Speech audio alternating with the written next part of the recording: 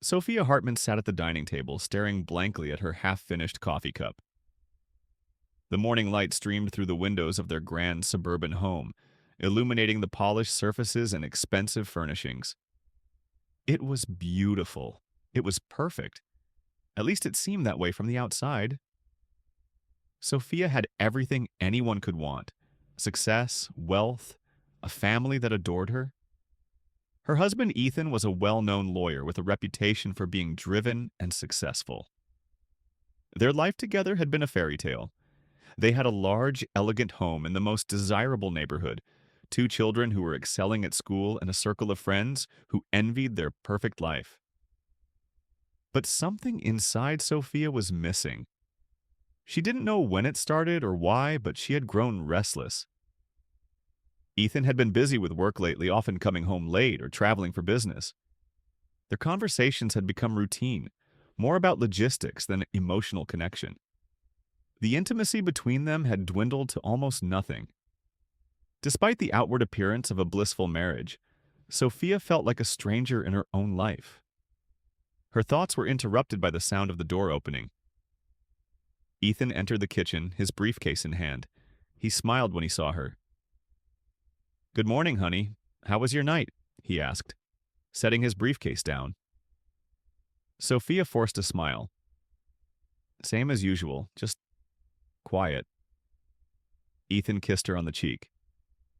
"You look beautiful, as always. I'll grab my coffee and we can talk more later. I've got a big meeting today." Sophia nodded absently as he poured himself a cup. He didn't notice the way her eyes lingered on him, distant, as if she were seeing him for the first time. She wasn't sure if it was because of the weight of unspoken words or the hollow ache that had settled in her chest. Their marriage had been founded on love, but lately that love felt like it was slipping through her fingers, and she didn't know how to hold on to it anymore. It wasn't that she didn't love Ethan. She did. But there was something missing. Something she couldn't define. It was at a charity event that Sophia met Richard Whitaker. Richard was everything her husband wasn't. Where Ethan was focused and practical, Richard was spontaneous and charismatic. Richard was the kind of man who had the power to command attention in a room without saying a word. He was older, perhaps in his late 40s, with salt and pepper hair and a sophisticated charm that made him seem both mysterious and alluring. Sophia had known him for years, having attended a few events with Ethan, but she'd never really taken notice of him until that night. Richard had a way of making her feel seen, as if she mattered in a way she hadn't felt in a long time. He listened when she spoke, leaned in just a little too closely, and made her laugh in a way that felt natural and effortless. They began to talk more, the conversation flowing easily as they shared stories of their lives. Richard seemed genuinely interested in her, in what she had to say.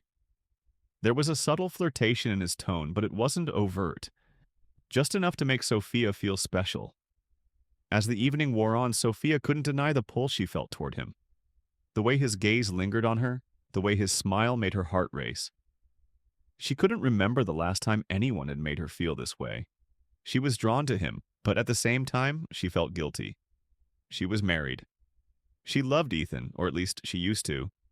But when Richard leaned in closer, his voice low and sincere, she felt a rush of desire.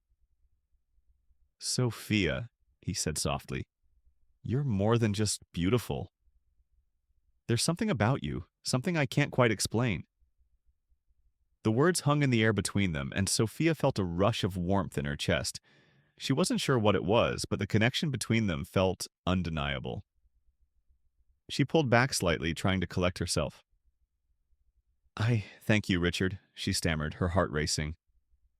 "You're very kind." Richard chuckled, his fingers brushing her arm gently. "I'm not just being kind, Sophia. I'm being honest. I'd love to see you again." Sophia's mind spun, but before she could respond, Ethan appeared beside her, his hand on her shoulder. "Sorry to interrupt, but I need you, darling. We should get going." As Ethan led her away, she glanced back at Richard, who gave her a knowing smile. The spark was there, undeniable, and for the first time in a long while, Sophia felt something stir inside her, a feeling she hadn't felt in years. Over the next few weeks, Sophia couldn't get Richard out of her mind. They exchanged texts, first about business, then about more personal matters. Their conversations became more intimate, more personal, and soon they were meeting for lunch or drinks whenever they could. Every meeting with Richard made Sophia feel alive again, something she hadn't realized she'd been missing. Ethan was still caught up in his work, often absent and distant. When he was around, he didn't seem to notice the shift in Sophia. She was slipping away, and he was too consumed with his own life to notice. It was painful for her, but she didn't know how to break free from the patterns they had built together. They had both become strangers, just going through the motions of life. But Richard was different. He was attentive, he was present, and he made her feel wanted in a way she hadn't felt in years. He gave her the attention that Ethan no longer did. Soon, the lines blurred, and their lunches turned into secret dinners, and their conversations turned into heated, lingering exchanges. One evening, after an elegant dinner at a rooftop restaurant, Richard took her hand and led her to his apartment. It was luxurious, minimalist, and modern, everything she'd ever dreamed of. As they stepped inside, Richard turned to her with a look in his eyes that made her heart skip a beat. "I've wanted this," he whispered, brushing a lock of hair from her face. "I've wanted you." Sophia didn't know what to say. She wanted it too. She was drawn to him in a way that felt uncontrollable. The guilt, the fear of what she was about to do, was there, but it wasn't enough to stop her. She kissed him. It was like a floodgate had opened, and the tension between them erupted. She didn't think about Ethan in that moment. She didn't think about the vows she had taken. All she could think about was the overwhelming desire to feel alive again. As Richard's hands slid over her body, Sophia closed her eyes and let herself go. She was no longer the woman she had been. She was someone else, someone unburdened by responsibility and expectation. She was lost in the moment, in the passion, in the freedom. The days that followed were a blur. Sophia continued to see Richard, meeting him in secret, her guilt gnawing at her whenever she returned home to Ethan. She tried to convince herself that it was just an affair, just a fleeting moment of passion. But every time she saw Richard, every time she felt his touch, the lines between right and wrong blurred even more. Ethan remained oblivious. He was caught up in his work, as usual, and Sophia kept up the charade. She smiled at him, kissed him, but every touch felt hollow compared to what she had with Richard. She began to question everything about her marriage, what had changed, what had gone wrong, and why she had sought someone else for what she had once shared with Ethan. Then one night, it all came crashing down. Sophia had just returned from a dinner with Richard when Ethan came home early, unexpectedly. He stood in the doorway of the living room, his eyes narrowing as he looked at her. "Sophia," he said quietly, his voice laced with concern, "where have you been?" She froze. The guilt flooded her chest, and for the first time she realized just how far she had gone. She tried to gather her thoughts, but her voice betrayed her. "I was just out with friends." Ethan stepped forward, his expression softening. "Sophia, I know something's wrong. You've been distant. I've been so focused on work that I didn't see it, but I can see it now. You're not happy." Sophia's heart broke. She wanted to tell him, to confess everything, but the words caught in her throat. She wasn't ready to face the truth, not yet. Not when it felt like everything she had built with Ethan was slipping away. Instead, she said nothing. She couldn't.